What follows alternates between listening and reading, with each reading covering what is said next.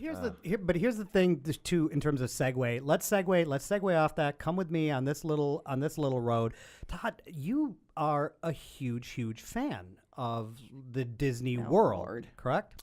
Yes, unabashedly, I am a fan of the Disney World. Not a fan of necessarily all Disney films and all of that stuff, but I am definitely more of a fan than not, but definitely of Disney World in general. And You've been to Disneyland or just Disney World? I've been to Or Disneyland both? as well. I've been to Disney World far more than probably any human being that does not have the name Disney in their name should be. But You're a man in his mid-40s who goes to Disney World by himself. by myself. Sorry, I don't want to laugh like that, but yeah, I'm going to laugh like that. And this is how pathetic I am. And then I just walk along other families near them to make it seem like I have a family. It's not suck sad. their joy. It's not sad. Because I've been there. I've been there twice. Some sort of Like weird joy succubus. It is. Yes, I just leech on to other families without their knowledge. Boy, Dad, that was certainly a fun time. And then you just kill the dad. You kill the dad, and then I'm the dad. You're the dad. You take over talking- for the dad. Stop looking at me. I've been your father forever. What are you talking I've about? always been your father. What are you talking You about? didn't have a different dad. That was a nightmare, and I want you to stop with this foolishness. Richard, I mean, does it start with an M? Does it start with an M? I'm getting an M. I'm getting whatever you're your doing name a is, cold you. reading on the family to try to figure out their names. I'm seeing a Z for some reason. Actually, since we have no structure anyway to this, I'm going to segue Go off on. of your segue because you just made me think of something. I took a trip to Disney World, not by myself. Okay. But with friends, okay? And this would have been, 20 years ago. And we took an RV. shit. And there were 6 of us, and we drove down to Disney World, okay? And we drove straight through down to Orlando, about 16-hour trip. And when we got there, as we're driving, of course, the 6 of us, we're all theater people for the most part. So we're all talking about everything under the sun. And at some point as we got close to Orlando, I posed a theory to the other members of the RV. Oh, no. And I said, I have this exercise. theory that if you say something with a British accent, it's almost impossible for it to be offensive. Really? And that met with a little bit of pushback from some of the people we were riding with. They said, I don't think that's right. And I said, no, I think it absolutely is. I think if you say stuff with a British accent, it just sounds charming, no matter what it is that you're saying, I don't know, maybe it doesn't sound that way to actually people who, are in Britain that live there, but to Americans. And they said, I don't think that's true. I said, well, I'd like a chance to prove that.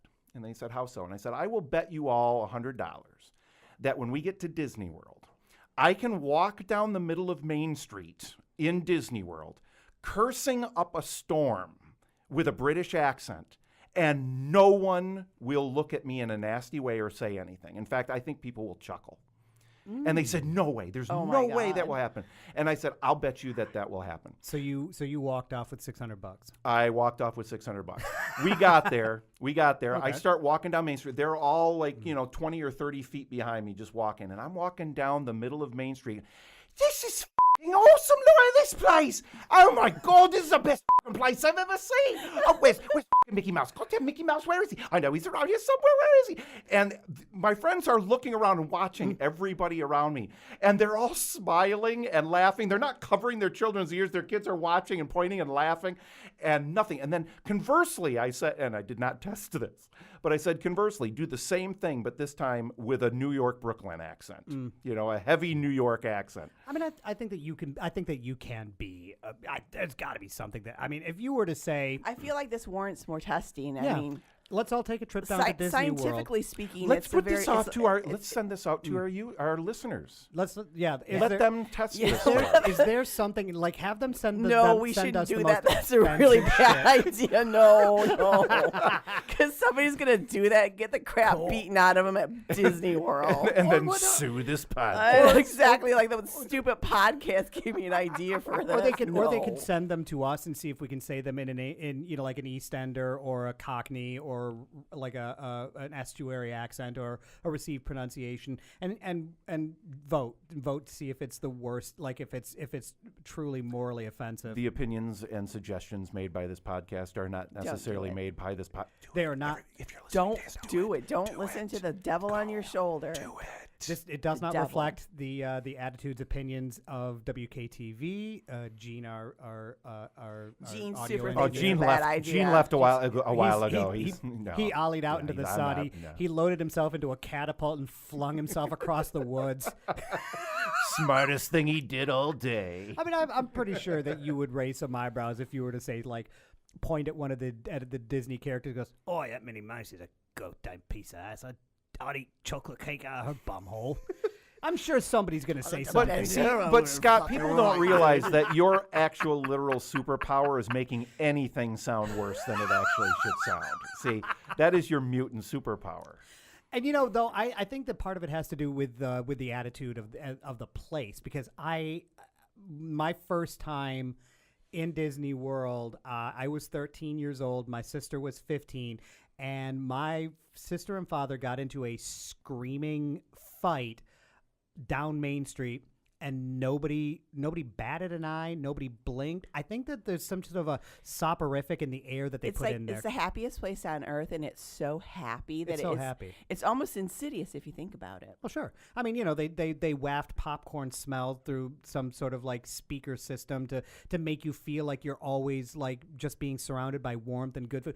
I mean, this is a direct quote. My 15-year-old sister, who was 15 years old at the time, screamed at my father that he was a f***ing asshole, and that my father screamed back just as loudly, and this is a quote, "I wish you'd been aborted."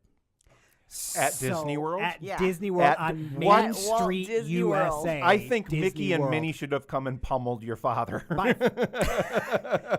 I'm fairly certain that, if Gaston had existed at that time, he should have probably have tackled my dad, Wow. chopped his head off, and stuck it on the bar That might be the wall. least Disney thing I have ever heard uttered in Disney World. But here's the thing, and this is what I always try to impress with Anne, is that she doesn't want to go to Disney World. don't wanna and- go. I'm not because interested. she's been to theme parks not with me, not with my mom, because my mom and I had a great time that trip. Yeah, because you were like 20 feet ahead of your sister Yes, and your dad. because my father, completely ignoring my the father and my sister situation. got to distract each other with their animus, and I got to enjoy jumping because it was like spring break. It was like 70 degrees, but it was like an off-season spring break for our particular school here in Michigan. So there was nobody there at Disney World. Nobody was there. My mom and I got in the boat for the It's a Small World and rode it 3 times in a row without them telling that us. explains so much about I your know. psyche. Why It would does, you do that to right? yourself? I rode that ride once, and I wanted to die. I know. I want to gouge my eyes out.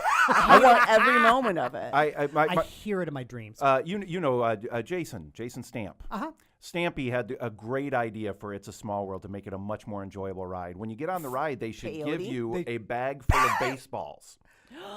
Or just a bat. You can just And you cruise can by throw like baseballs Oh at my the little figures and God. see how many you can knock down, and you accumulate points. Please. you could or just That would like be a bat. You could do great. like the mailbox game. Or like Just a take the- sniper Whop! rifle. Oh, there yes. you go. Yes. Oh Absolutely. man, that would be They great. have Bring Your Own Sniper Rifle Day at It's a Small World. That would be so great. pretty sure I would that enjoy that would that. not pass muster. It's with either Disney that or like security. have like weed day and just like just give Peyote me day. a great big honking joint You're just so I tripping can trip balls through it. You're tripping balls on some high grade mescaline. Just out of your fucking bean. That's literally the only way I would be able to enjoy that ride. I hated every moment I was on that ride. I like the teacups, but because my cousin who I went to, she had motion sickness, so we couldn't go really fast Oh, on that's- them. So see, it that's when you go completely fast. ruined the Pathetic. teacups. No, that's when you go fast anyway, know. because Oh, my vomit dad- only makes things more enjoyable. I was there well, in it my makes aunt's things more coin, so slippery. I didn't dare do it.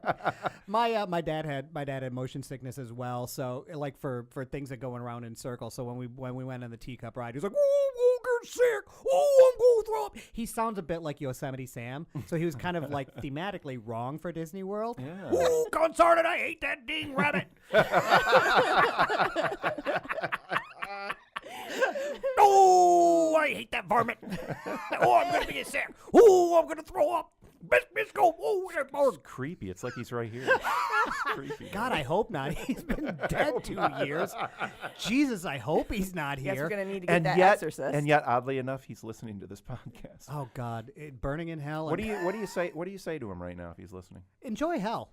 No, because it wasn't I didn't have the easiest childhood, but after he passed away, and I kind of don't want to be like a bummer about it, but so it's definitely not. Please don't feel bad for him. He deserved it. But I had one dream. I had that one dream that you always have when you lose a family member, or you lose somebody that you've known your whole life.